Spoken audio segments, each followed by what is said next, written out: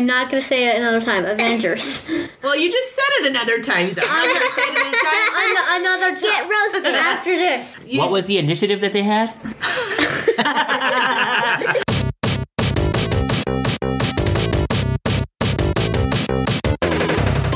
This is Unposit, a podcast by a family of geeks. I'm Lady Disdain, and I'm 43 years old.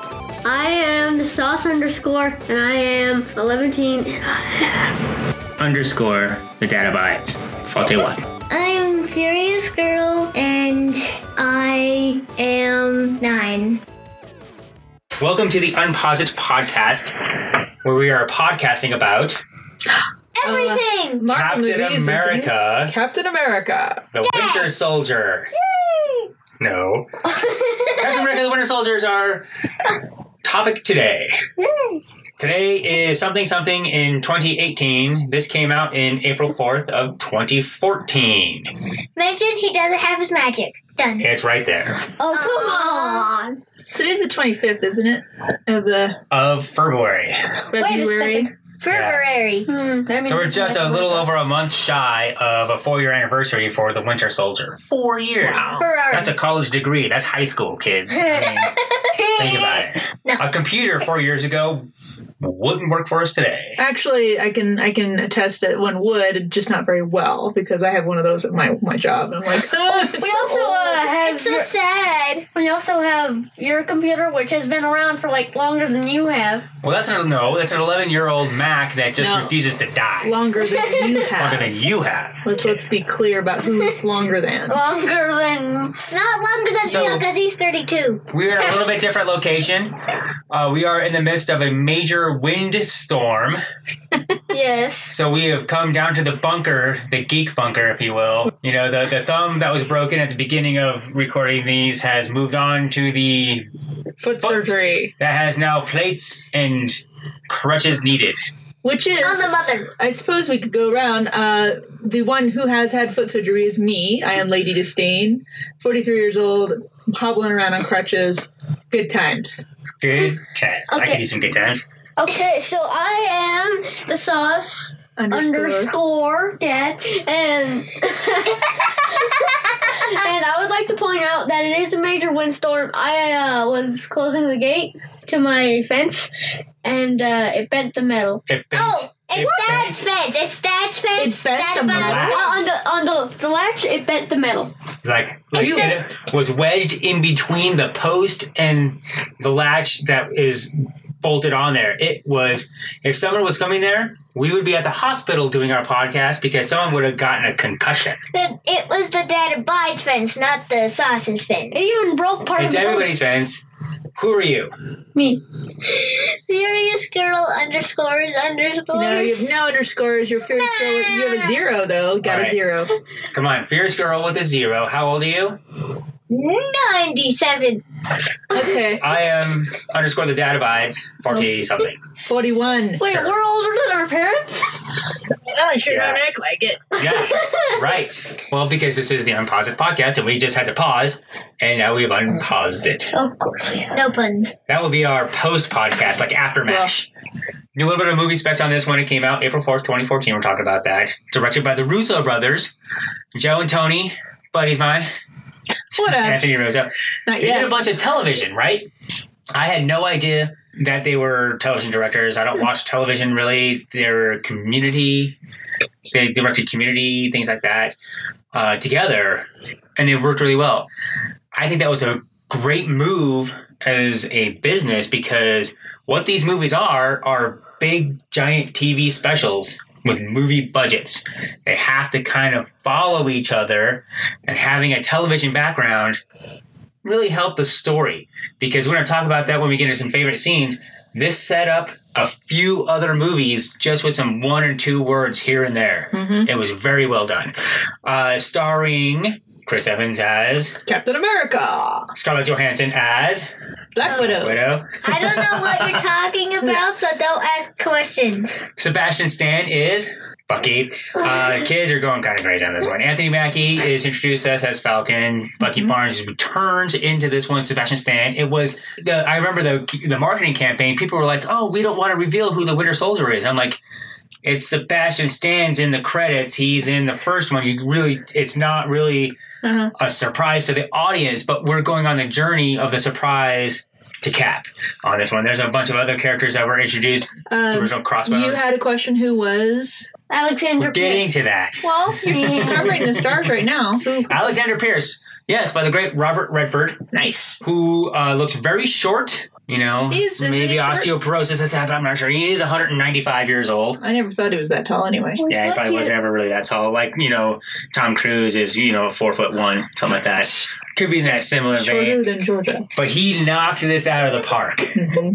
These directors took a famed good guy and made him a cold-blooded murderer. And you were like, I kind of see his point of view at the end. You're like, wow. So, this movie it's spoilers ahead. This is my favorite of the MCU movies, and we have seen Black Panther. This is my favorite still. Yes. Even above Thor Ragnarok.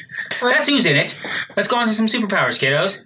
Happy Sauce. face. I didn't write any superpowers because he's freaking Captain America. He doesn't need a superpower to down. Happy face. You know who you're not? You're not Dr. Evil, so watch your frickins. Friggin'! What are you saying happy face for? What's the happy? Because he's just Captain America, right? What's the suit? Let's talk about the superpowers. I think he was better trained. Right. Don't you think he kind of fought better than in the first movie, in the first Captain America movie?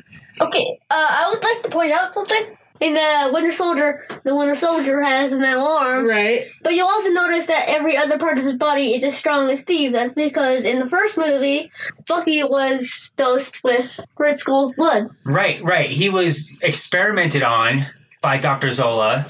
A lot of those captives were, and that's where Steve Rogers found him, was strapped to that gurney. Mm-hmm. And there was a bunch of needles and stuff going on. That was supposed to intimate that Bucky Barnes was coming back as Winter Soldier. So you can see where this is why we're getting ties and everything. I made a point watching this again last night. You don't need to watch any of the other Marvel movies, really. Watch this movie, and it's engaging. It goes over the history of everything really well without sounding repetitive. You could jump into the MCU movie on this movie on a high note without even having seen the Avengers and kind of like know what you're doing and enjoy the movie, in my opinion. But moving on from superpowers, because Fierce Girl has a happy face for her superpowers, and I'm looking at her notes. She actually does have a happy face for her superpowers. Well done. I just have a blank face. So he's a super soldier. When we get to favorite scenes, we're going to talk about Super Soldier versus Super Soldier. We're going on to weaknesses, some of the weaknesses of this particular hero. I don't know. He's Captain America. He freezes like Black Panther. Once he sees his buddy that has been dead for nearly 100 years. Well, no. Okay. 70 years. Well, If you round up by decade, maybe then yes. no, but they kind of hit the nail on the head. That's what makes him freeze. He does freeze like Black Panther, just not for the same reason. I Or know. not for the same person, but Right. He does freeze. So I put down something that one of his weaknesses and vulnerabilities is without war, he doesn't know who he is. That's a great setup into his dialogue with Agent Hill in Avengers Age of Ultron. And talk about war and everything. It's like, yeah, do you really need this war? But that was a deleted scene in Age of Ultron. right. What the kids were getting at though was that the moment he recognizes Bucky, he sees that the Winter Soldier, the man he's been fighting and the man he's been chasing, is his old friend. I mean, he does. He freezes. Because think about that. Basically, all of the Hydra guys, the Special Forces team, come in. They're able to subdue him when he just knocked all those same guys out in an elevator. But he's lost all his momentum because he sees Bucky, and he's just kind of sitting there just dazed while they're handcuffing him. So yeah, he loses it right there because he's just like, wow, I can't believe I just saw my friend, and what is going on? You know? Yeah. If you think about it, that elevator scene, which again we'll talk about more in detail, sets up this one. But as far as his weakness, needs war. I also put he's mortal. He could have easily died. Got shot several times. the Winter Soldier, Bucky, at the very end could have just killed him. So he is mortal. He is not a Hulk, or he's not completely immortal. We don't know if the Vision is immortal. We don't know if any of these other ones really are immortal or not. But that's what I put down on that one. I'm going to have you talk to me about some of the villains, and we're going to talk about the Winter Soldier. Pause it. No puns. No, no puns intended. So the Winter Soldier is the title character of this movie, Captain America, the Winter Soldier. Does anybody know where that term comes from? Sauce. I don't know where it comes from, but I know how Bucky got the name. Okay, tell me. So they found him in a bunch of ice, gave him a metal arm, and he kills people. You could kind of maybe go there, you know? I don't know. And he's a soldier. A super soldier, just like Cap. And they found him in winter. Could it be that, I mean, I kind of, you could make that an instant correlation, be like, oh, he fell in the snow, and then but it seems also like they use it for specific times in history. They bring him out of ice.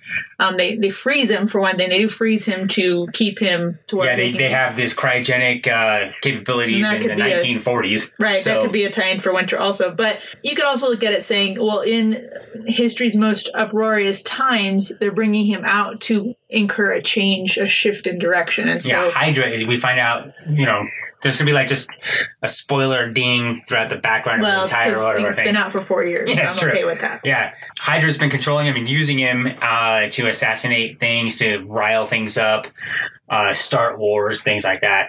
But the term comes from like a Thomas Paine quote talking about the summertime soldiers, the ones that deserted in Valley Forge, who were under the General George Washington at the time during the Revolutionary War for the United States, where they deserted. So they were only summertime soldiers.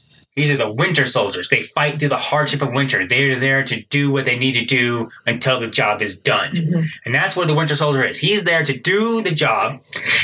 He has been brainwashed and controlled into a killing machine, which makes him, in my opinion, on my personal list, the top, first, ultimate MCU villain. Same. Yeah, me and you are on the same page on that one. Well, what about Loki? Loki is on there too, Number 2. That's yours, Okay, right? I do have a question, since we're on the topic of Loki for some reason.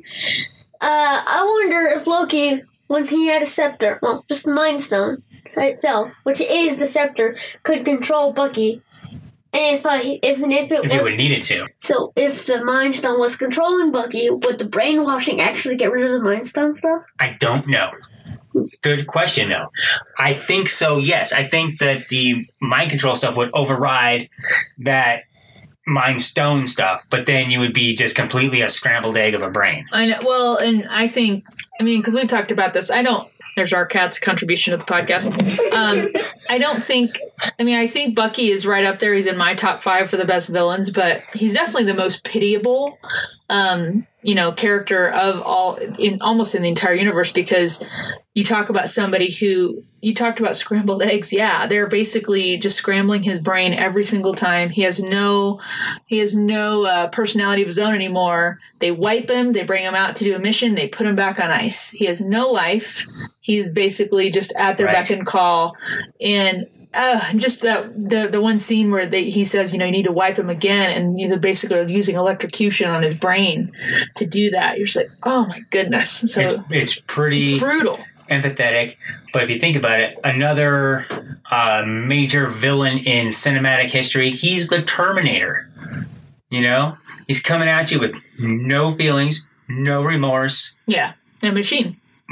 He's a machine. Basically, he's got machine armor and things like that. So that's why I put him up there, because, and it takes the hero who has a little bit more power than he does, maybe, and just done. Like we just talked about. Furious Girl. What are your thoughts on the villains in this movie? Because we have the Winter Soldier, of course. What do you think? Who else do we have? Bucky, Pierce, the worst villain of all time. What? No. You do not like Alexander Pierce as a 9-year-old Furious Girl.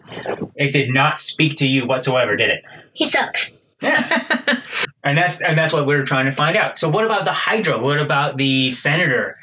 and Sitwell. Crossbones. And Crossbones. What about all those other characters? Do you have any? I have no idea. Okay, so Rumlow, Crossbones, is Rumlow this time. He's on the Strike Force. Probably one of the higher security members of Strike Force-ness. Well, he's Captain's lieutenant. He's the second in command of Cap's team. And from the beginning, you kind of get the notion, well, he really admires Cap. Not so much at the end. Well, yeah. We also see that he's pretty good, but follows orders. We're going to go over here to Lady Disdain and get her full thoughts on Alexander Pierce, Hydra, and the Winter Soldier, Bucky. Well, I already shared what I think about Bucky, so he's a very good villain. However, he's a questionable villain. You're just like, he's obviously being controlled. He's definitely a force, a villainous force, but Alexander Pierce is the handler, and he is smarmy. I mean, he's ruthless. You know, he kills his own, lady who works in his house. He kills all the council basically, or tries to. So yeah, he's ruthless. He's totally bought into Hydra. He's basically like Red Skull, except in present day and in a 3-piece suit. So I think he embodies all of the bureaucracy, the ruthlessness, and also this I always find, and it never fails every time I watch this movie, there is so much current day application to it where it's like, oh, this algorithm that can predict based on your digital actions what you will do in the future, therefore it'll decide if you should live or die. And I'm like, why does Facebook know that I need some crutches? I know. I'm like, and the word algorithm, for those of us who, like myself, who work in social media, we're like, That's the guy that lives down the street, algorithm. So it's a real thing. I like this movie on many levels, but one is that it's like, that's not necessarily an unheard of threat. And they're right in the middle of it. So the fact that you've got Alexander Pierce who can wield such a threat and is about to put it in action, I mean, it's a really good storyline. So he's a really worthy villain, I think. And a professional, talented actor to not phone it in. Mm-hmm. Okay, so some 200 days ago, you mentioned something about the council? Yeah. What about the council? So the council, Romanoff infiltrated the council. I wonder how. It was not set up in the movies. I wonder how. What do you mean it was set up? It was not set up because he said it was set up. Okay, so talk to me about she infiltrated the council. You wonder how that happened? Yeah, I'm wondering, because they're probably, really high security. Yes. When you were entering the building, it's like, sorry about the traffic. Not even S.H.I.E.L.D. can control the traffic. They just threw it in there, one line. Oh, there must have been a little stop, and they did a little super spy action. They just didn't show it. Although I kind of wished that actual councilwoman and that it hadn't been Natasha Romanoff. That would have been so cool. The councilwoman contacted her and brings her in, and then Natasha comes in with Fury at the end on the helicopter, and the councilwoman is holding there. Yeah, I kind of would have liked that. I think that would have been an improvement. She's an old lady. But it's also taking a really good thing and making it maybe just as good, but in a different way, because it really worked well the way it is, because that actress who plays that councilwoman did do that stunt. She did all the stunts in that scene. That's cool. So it did have old ladies. That's right. Right. That's right, Georgia. In a way that did happen, but so the council was infiltrated, and they kind of mentioned it in passing. So to kind of set you up for, maybe. So when it does happen, you're like, just like you were thinking there, Sauce. Yeah, cool. So we're going to go on to some favorite scenes, because we've been talking about these scenes over and over again. We're going to start off with the Furious Girl and ask her favorite scenes and go through them. And if we agree, we're going to kind of expand on them at a time. Go ahead. I have no scenes. I have lines. Okay. And I think this is part of Willis's lines. On your left. Yep. And then, yep. The very first line. And Falcon, responds on one of them. Yeah, on my left. Got it. Yeah, on my left. Got it. Okay, so is that all? Well, that's all, she'll chime in again. Go ahead. That's done. Go ahead, So Sauce. I have a lot. One is on your left. 2 is when Nick Fury is in his tank SUV. Yeah, Nick Fury Trace. His tank isn't active. Most of it is air conditioning is active. Great line. That's actually fully active. Great line. And Alexander Pierce is talking to Neighbor. Yeah, Agent 13. And Cap walks by Agent 13 and just like, and Agent 13 is like, Cap, Neighbor. And Right. I also have the elevator scene. Mom will do that. We'll talk about that later because it's definitely I on think her we're favorite all scenes. going to talk about the elevator scene right now. Let's talk about this elevator scene. Because we're in a little area that's kind of like an elevator. No, Sauce, you don't get to go first. No, she gets to go first. That's right. She's the one that wants to go And first. I'm not going. All right. You can give us something. Yeah, let's be clear. The elevator scene is spoken of in hushed and reverent tones throughout the entire Marvel Cinematic Universe. I don't ever encounter anyone who's seen Winter Soldier who doesn't say, that elevator scene, because you want to see it over and over again. It's epic. It's awesome. To me, it's like the whole movie Speed happened in that one little segment, because it's like, when With you... twice the amount of plot. Right, you have this entire action sequence that is just perfect, and it's happening in the confines of a 12 by 12 area, which is what the elevator Smaller. probably 12 by is. 12 is huge. Right. That's just 6 by 6. So, I mean, every moment of that is great because you see Cap get in. He's obviously incredibly troubled. Nick Fury's dead in his mind. He knows he's being questioned. He's like, God, everybody's kind of looking at me suspected. I don't know what to say. I don't know what to do next. And then one by one, or like group by group, you start stopping all these floors, and just watching Cap go through the mental process of saying, Well, he saw the clues. He saw the sweat. He saw the one guy with his gripping hand. his sidearm. Yeah, a hand on his taser. So, taser stick. or He's whatever that was. recognizing that the entire strike team is slowly getting onto the elevator at different points. He's like, and he's been kind of moved into the center of the elevator. And you just see that moment where he just kind of the aha moment, like, oh, this is what we're going to do. Right. And then you can see it in his eyes. And then he says what we wanted. It was so satisfying. Before we start, does anybody want to get off? And then he proceeds to whoop all of them. He whoops their booties. Like, whoops them. He does. It's And then amazing. jumps out of the 30th floor. Wait, but before that, remember, this isn't personal. And then he knocks Rumlow out last, and he goes, it feels kind of personal. It kind of feels Right. personal. It's That like, feels personal. so good. So, And then he gets a running, and then he opens the elevator door, sees that people are coming, breaks the right. ropes that let the elevator go up and down, and then the emergency stop activates. He opens the door again with his bare hands, And then what? What did he do and he next? sees more people coming, and so he closes the elevator door. He jumps off a 30 story drop and lands. Without dying. It hurt, He lands but on he the didn't shield. die. He didn't even break a bone. So they, as writing a movie, as peeling the curtain back, they needed a way for him to survive. Oh, he just lands on the shield. The shield becomes the do-it-all multi-purpose tool of writers. How does he get out of a 30th story elevator that's stuck? Oh, he just jumps out, lands on the shield. Good. There you go. Then he takes down a jet with his shield. With his shield. Nothing but a shield and himself. And he gets more and more powerful. He's starting to realize that he's actually more and more powerful than he really is. He's not being used. He hasn't used his full strength yet.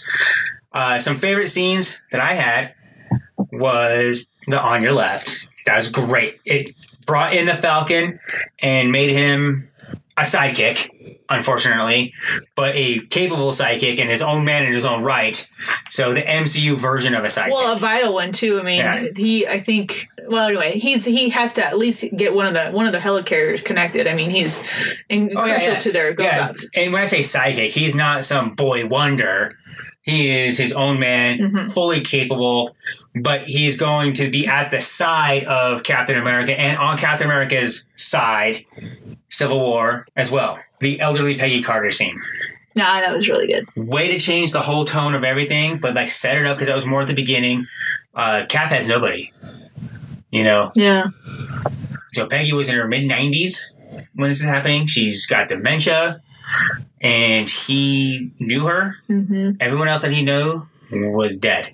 But it's so hard because you can tell she mentally resets, so he has to go through with her repeatedly that, oh, she just discovered he's back. So it's never like they have this continuing conversation. It's always, oh, yes, let me go through this emotional appeal with you again. So it's a really hard connection right there. And the special effects on it were good. That was So Haley good. Atwell in a little bit of special effects dots, and then just digitally aged her, and it was amazing. They should have probably aged her teeth, too. She did have spectacular teeth right there. And, that's Hollywood. You can't have bad teeth in Hollywood. But the Fury chase, I am right on the board with the sauce on this one. Yep, I had that down too. Because, not yet. And it's like, it's going to be really hard to kill Nick Fury. I mean, it has to be. And obviously they didn't in that scene. I mean, even with the Winter Soldier at the very end of that, he still got away with his little mini lightsaber. But that's what makes that scene the best, is because that's our first time we see Winter Soldier. Like, how many things have happened in this movie? And that's the first we see of him? It was really good. Okay. And just one shot, and then boom, Nick Fury's done at that point. Okay, I would like to say 2 things. One, it seriously is a mini lightsaber. Well, yes. Like, seriously. I pointed that out first during the movie. And then another thing, I don't understand. He just cut a hole so quickly. Into the ground, because it's a mini lightsaber. Because it's a movie about somebody who was frozen in ice while flying a giant wing with a guy with a red skull. We don't have to get too particular about any of the science. Suspension of reality. There I love that, is Sarah. no science. Yeah, there is science. Captain America's shield can fly. I really like where Falcon, Captain America needs my help. Don't need another reason than that to get back into going into war. Because Cap's like, no, you got out of this for a reason. He's like, well, you just gave me the reason I need to get back in. Falcon did have some good lines. That was good. And then I really like, you do see Cap and Fury kind of standing off against each other, where when Fury is first showing him the helicarriers, and Captain says, this isn't freedom, this is fear. Right. And he had some really poignant lines there. Again, getting back to the whole, like, you can't pre-control people, predetermine what they're going to do. That isn't freedom. That's you who decides that. And I like what he said about that too. And again, acknowledging, he's like, yeah, we crossed some lines in our day too, but you can't rule like this. You can't govern like this. And so I really liked that. That scene was poignant to me. It was really good. Sorry, I didn't mean to skip over any of that. That's okay. I thought you were done. I am now. It's favorite scene. So we're going to move on to Furious Girl and her thoughts on the Stan Lee cameo. 10. That's 10. What are your thoughts on it? Not just a number. I have no idea. Why'd you Remember, like he was it? Oh, security that guard? thing. I have no idea the thoughts. You just really liked it. Okay. How about you, Sauce? The How'd you Stan Lee like Stan cameo. Lee It was one of your cameo, favorite dude? scenes. You were going to Yeah, mention it. I really like it. So, what happened in this? Have we already said this? Well, okay, so Cap got his original Captain America the First Avenger outfit. Yeah, but that was from the museum, and From the now museum. it's just a naked dummy with the Captain America shield on a stupid rock. Right. And now Stan Lee is like, he looks at it. I am so fired. Well, you didn't need to reenact it, but I appreciate your effort. it. Yeah, I am so fired. I really like that. I am so fired. That's one of the most lines he's had. I think he had a few more lines. It was about the same length as the Black Panther one, which was also really good. Way better than any of the Jon Favreau cameos. Mm-hmm. Iron Man 1 and 2. So far, pretty excellent cameo. How about your thoughts on that? I also gave it a 10 out of 10. It was perfect. It was funny. He was just a normal dude. And just I am so fired. Because it was just like, yeah, you are fired because the thing's gone. It was really funny. I liked it a 9 lot. out of 10. One of the things that they've really thrown into popular culture and movie cinema going is the end credit scenes. Yes, which all theaters should know to leave the lights down until the end credit scene is done. If it has a Marvel flip on it, leave the lights off. Yes. It's not the very first one, obviously. One of the very, very first ones was Ferris Bueller's Day Off, right? That's right. What are you here? What are you still doing here? Go home. That was a Again, great breaking the scene. fourth wall, something I love. Right. We're going to talk about the mid and end credit scenes because this one has a mid and end. Not every single one of them has a mid and end. Guardians of the Galaxy 2 has a beginning, intermission, lots. middle end, and then an end scene. So We didn't have that many on this one. no. So Furious Girl, give me an impression of both the mid and end credit scenes and a little rundown of what you saw in them. So the mid-credit scene was Bucky staring at things. That was the Yep. end credit scene. That was the very end credit scene. What's the mid one? The mid one is boringness. With Strucker. And boringness. Okay, you were bored by both of them. What about the music on the end credit scene? Scariness. Of You didn't like the tone of that, did you? Dude, Scary and creepy. and that's at where I times. disagree with you because I think the Winter Soldier theme is perfect. It's totally creepy. It's glaringly kind of psycho. But I think this is also why she likes the Winter Soldier as a villain, because his theme is so freaky and scary. It really is freaking speaks to her. scary. Yeah. And this is just one of those things where we're just trying to figure it out. And she gave the mid-credit scenes 0s out of 10s. Mid credits, so the one where you meet the twins. Yeah. And credit too. Okay, I give the mid-credit scene 1 out of 10. I would have to agree with the sauce on this one. I also give the end credit scene 3 out of 10. I don't agree with the sauce on that one. Because, I mean, it's Bucky. You can't like Bucky. Mid credit scene, I'm going to give it probably a 3 out of 10. I don't think they did. I didn't get excited at all about, well, who are these guys? You know, what am I getting? You know, I didn't get excited at all about that. About them showing the twins. They didn't lay a whole lot of groundwork out, but you'd at least get to see the scepter, and you're like, what's going on? But so I give 9 out of 10 to the end credit scene where you see Bucky back at the Smithsonian. To me, that brought the movie full circle because Steve had walked those steps earlier in the movie, looked at that same piece about Bucky, and now Bucky himself is looking at it and almost in the same getup. He's got a ball cap on and everything. It's the standard. I was about to mention the ball cap. It's the standard Marvel Cinematic Universe Clark Kent Incognito. glasses. You put on a nondescript baseball cap with no logo on it, And nobody knows who you. you are. But yeah, I thought they did a good job with that because it's like, you know, just as Steve was remembering Bucky, now Bucky is starting to remember Bucky by looking at that. So I liked it. And right down to the music. I thought the music still was like, oh, Winter Soldier. Yeah, I agree with We've had many discussions about this in our family. I think Joss Whedon is extremely overrated. And apparently he's also a philanderer, if that affects your...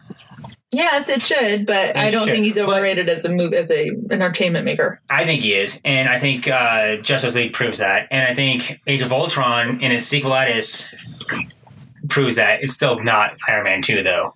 That's our new go-to. Low. Well, at least that's not Iron Man 2. But that mid-credit scene, the only recurring character that we saw in it was the Scepter, that the sauce pointed out. We don't know who Scarlet Witch, don't know who Quicksilver, unless you've read the comics or whatever. You don't know who Strucker is.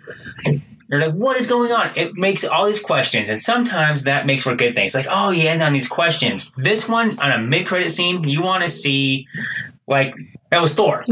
That was the end credits of Thor. It set up Captain America First Avenger. Oh, let's give that a look or something. Yeah, so you had Selvig, Nick Fury, Loki, and then this new thing, which was the Tesseract. So you had all this familiarity in one little thing. It's the exact opposite of this one. You had all this questions with one thing. It's like, oh, that was that thing in the last movie. Yeah, and it doesn't make sense for you until you start watching Age of Ultron, and you're like, oh, okay. So I did not like it, and I think it was just poor decisions. Not like it was poorly written or lit or anything. It's just, it was a bad decision. But the end credit scene, the Lady Disdain has eloquently listed all that. We're going to go on to our overall ratings. All right. This one. What it is, huh? Yes. What is it? Willis, what are you trying to say? Are you waiting to give your rating or what? I'm waiting to give a rating so I can go home. Yes, but he needs to give us. home. He's giving us the unit of measure. Okay, he? Dad is, yeah, not you. Yeah. Hurry I'm up, Mike. struggling to figure out what the overall rating would be. Mike, Dave. But I would think it is red stars. Red stars. Because that is what is on the Winter Soldier's arm. Okay. I almost said metal arms, but I'm like, nah. The red star on the metal arm, we're going to go with that one. I'm going to start off. I give this one, this is the only 10 out of 10 I've given so far as my rating. It is 10 out of 10. Wow, perfect movie for you. I could watch it over and over again, and I did this week. It's really good. Furious Girl, what is your rating? 7 out of 10. Even though she was bored. she still likes the Winter Soldier as a villain. Yeah. Why'd you think it's my number one villain, buddy? Which I thought you would like the movie better, but that's fine. This shows you how hard it is to please this little girl. It is hard to please her. The South. My rating is 9.5. Bam! Red Nice stars. one. Red Wait, stars. are we like throwing stars so I can throw it sorta? Hold on. Stop Anyway, moving. now we're up to Lady Disdain. She's going to have to bring us up or lower us down on our averages. I'm going to give it a 9.5 out of 10. Red stars upon thars. What knocked it down that 0.5 from a perfect score, if anything? I don't know. I mean, I really like it as an overall movie. I think it's almost perfect. I don't know if I have a tangible anything that makes me take the 0.5 off, but maybe I would have really liked to have seen that councilwoman actually be the councilwoman kicking booty instead of Natasha. That's a fair 0.5. It was good. It's good all around. I don't know that it's not my favorite one. My favorite Marvel movie. I know it's yours. So yeah, 9.5 out of 10. It's still an incredibly good movie. It's worthy of a very high score. Half-hour screen time. Minecraft. I don't know. He's going to go play Minecraft right now, so it's going to be Minecraft. So Captain America Winter Soldier, I'm going to talk about some box office numbers here. Bring it. We get rid of the kids because this is kind of boring for them, but we talk about it as far as popularity, likelihood of other ones, and what it kind of was doing. So only 4 years ago, so adjusted for inflation, it made $95 million in the opening weekend. Nice. So it's the most ever adjusted for inflation. It's not quite. Whatever. Adjusted for inflation. Which you can look at. There's ways to look at that one. It's still Gone with the Wind. Most money ever adjusted for inflation because the amount of ticket sales were 25 cents each. Mm-hmm. So in perspective, Black Panther has just recently come out and that made $200 million in opening weekend. So it doubled it. Yeah. But $95 million, not nothing. No, it's very good. Right. Obviously it was anticipated. True there. It made $715 million worldwide. Is that just first weekend or overall? That was overall. No, overall. Overall, in the United States, usually about a 90-day run is what they kind of do for, movies. So it's in for 3 months, and then it comes to video. Yeah. Usually, how it works. $260 million, and then $450 million foreign. So it did well overseas. Yeah. And he's like, it's Captain America. How would it do? Why would it do well overseas? I'm like, well, it has universal themes of the small guy against governments. Mm-hmm. Almost everybody who pays movies wants to see this. And it wasn't America-centric. It was bringing down America from the inside. And, foreign countries probably would like to see that, actually. Sure, so yeah.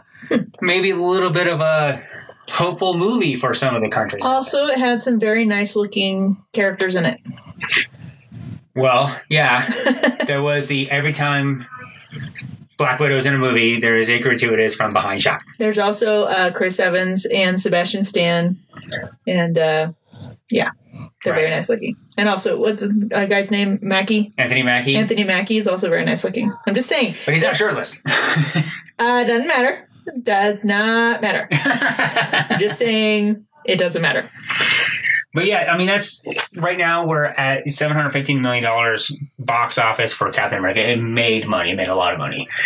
Obviously, it did not make Civil War money. Captain America Civil War went on to make $1.2 billion. So almost double even what this one would make.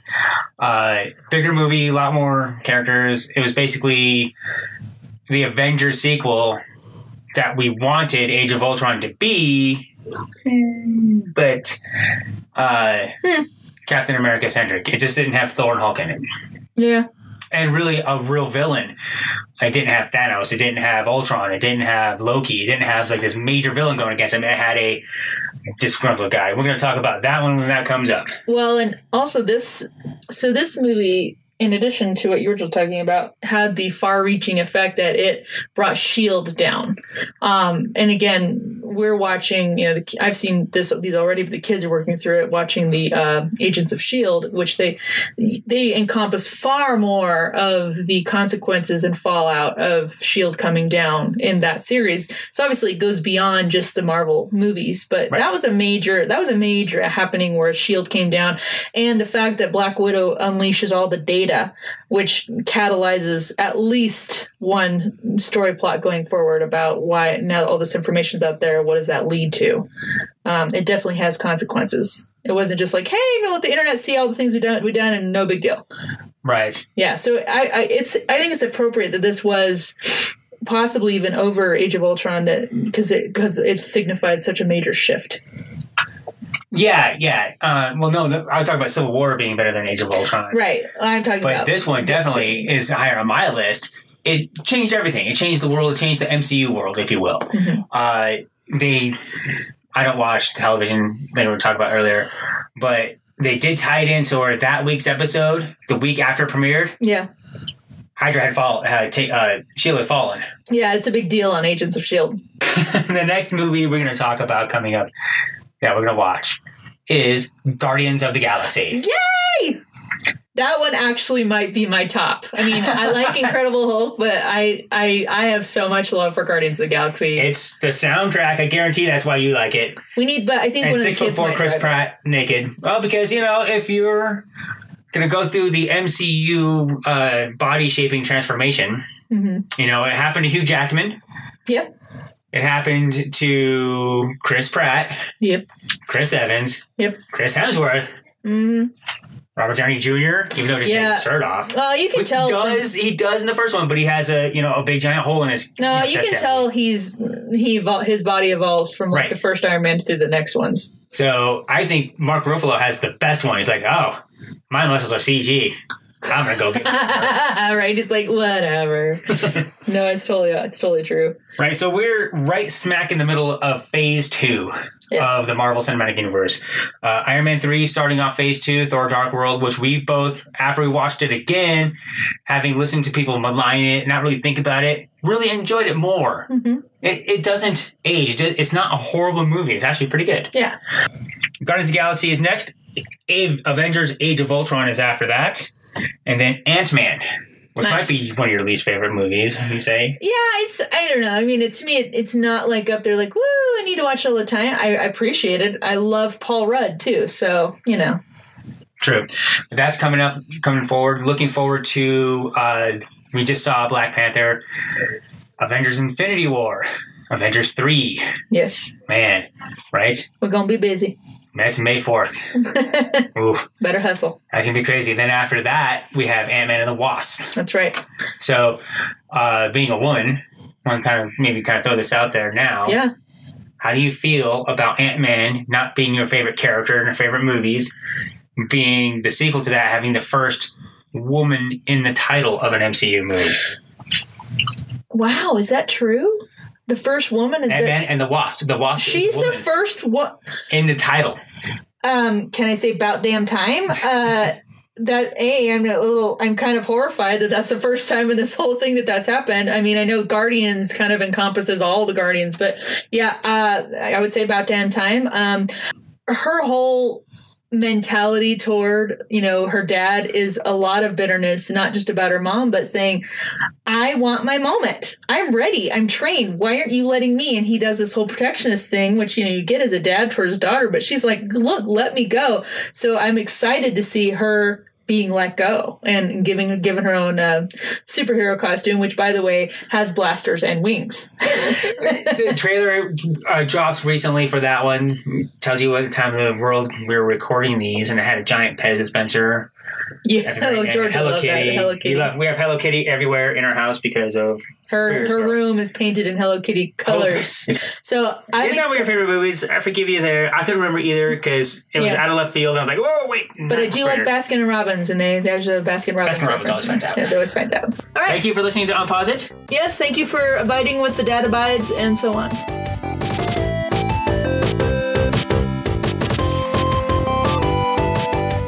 Follow Unpause It on Facebook, Twitter, and YouTube, or visit us online at unpausit.com.